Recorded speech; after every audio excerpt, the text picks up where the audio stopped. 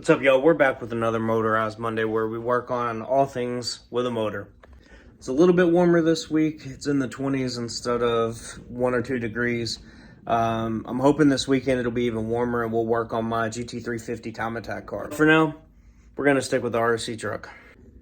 So last week we talked about the voltage sensor that I ended up putting in here. I plugged it into the receiver and that actually... it only read 6 volts. Come to find out, that's all that's coming out of there. So for it to read correctly, you have to tap into the actual power supply from the battery. Luckily, I ended up getting this other one in an LED light kit, which I have installed now, that I bought. It was really easy to install. It was like 4 bolts on the front, these 2 in the rear, and then I just ran the wires and kind of hid it down here.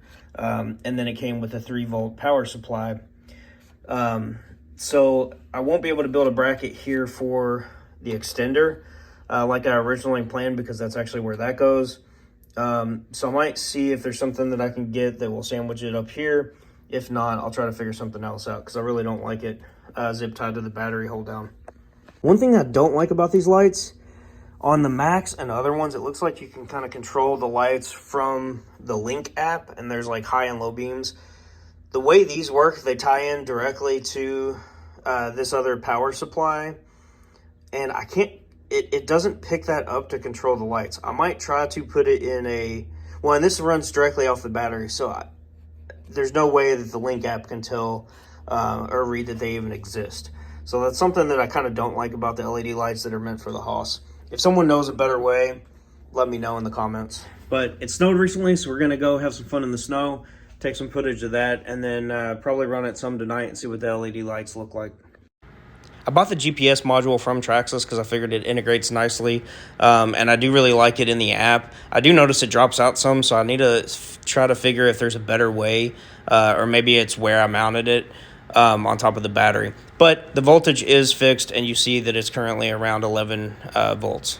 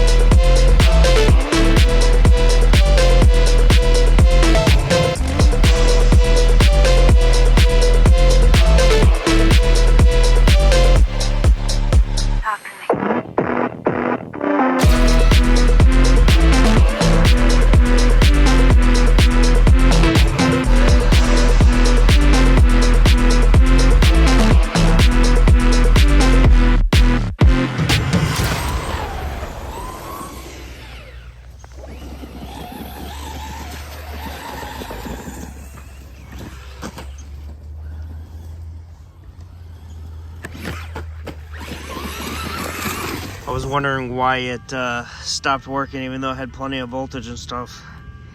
I'd say it might be a little bit too cold. So, y'all, we are back in the garage.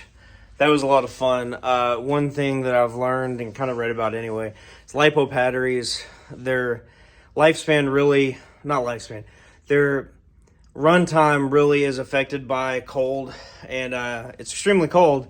And then, as you saw in the previous footage, it's also completely covered in snow right now, which will definitely limit that.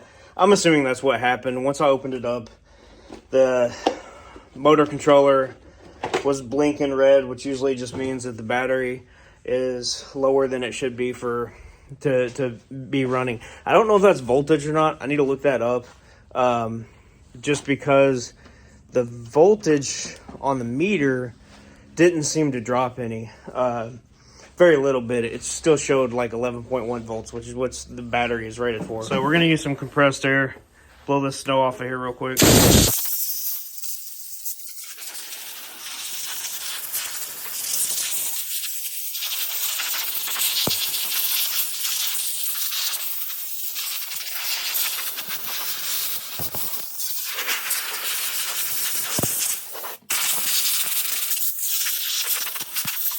I'm going to flip this upside down and tap out the snow, any of the loose pieces. Let's go ahead and get this battery out of here.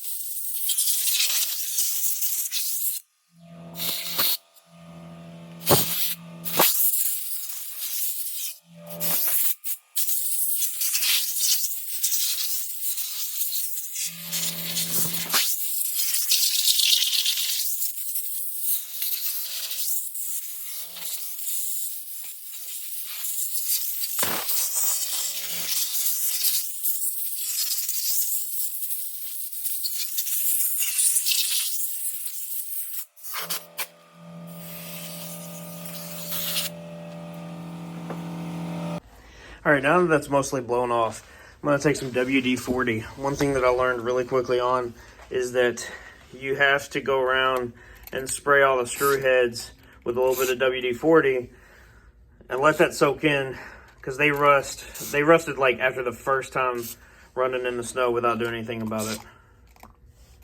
And this has really made a big difference and stopped it over time. All right, I got this sprayed down with WD-40. I let it sit for a little bit, and then I blew it off with air some more just to get any excess WD-40 off of there. That'll prevent rust over time on any of the pieces. Now I'm going to go let it sit upside down for a little bit inside so it can thaw out, and any of the leftover ice or snow that's in there will run off. So that's how you take care of an RC that you might have been driving in the snow when it's wet. I also have the silicone inside as they recommend from Traxxas anyway. So these things are waterproof. All right, I'm going to end it here. I really appreciate you all watching. I know it's a little different content for me.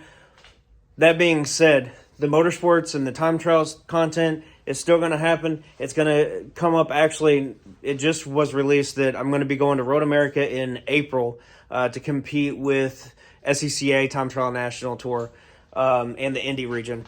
So stay tuned for that. We still got to finish my TimeAttack car over there. We're going to get that done hopefully next weekend or so.